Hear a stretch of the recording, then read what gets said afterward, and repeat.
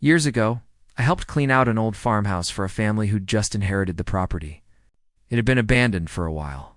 Dusty, musty, with floorboards that creaked, like they were begging for retirement. We were hauling junk from the upstairs when someone said they smelled smoke. We looked around. Nothing was in sight, so we kept working. But the smell got stronger. I went down to the basement with a flashlight, and what I saw made my blood run cold. A pile of old newspapers had somehow caught fire near the furnace. Flames were still small, just licking at the edges, but they were real, and they were spreading. I shouted, grabbed water. We stomped and shoveled until the last ember was out. The whole house nearly went up in smoke because no one wanted to go down to the basement. Now let me tell you something most people don't want to hear.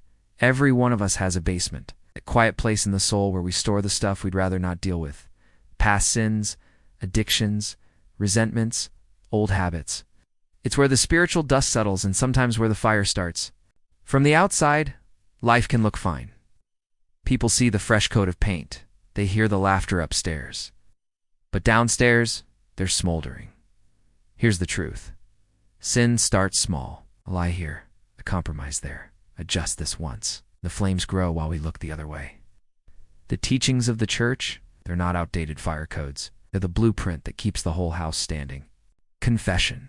It's not just therapy. It's the only way to flood the basement with grace before the whole place burns down. God doesn't wait until the roof is caving in to call us back. He nudges us the moment he smells smoke. But the longer we ignore it, the worse it gets. I've met people who waited too long. They let sins fester until it wasn't just about temptation anymore. It was torment. Spiritual damage, marriages in ruin, children left confused, homes hollowed out by the fire they thought they could control. If that's you, listen. Jesus doesn't come to condemn the house. He comes to save it. But he's not going to force his way into the basement. You've got to open the door.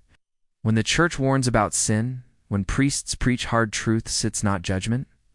It's an alarm. Because the shepherd doesn't just feed the sheep.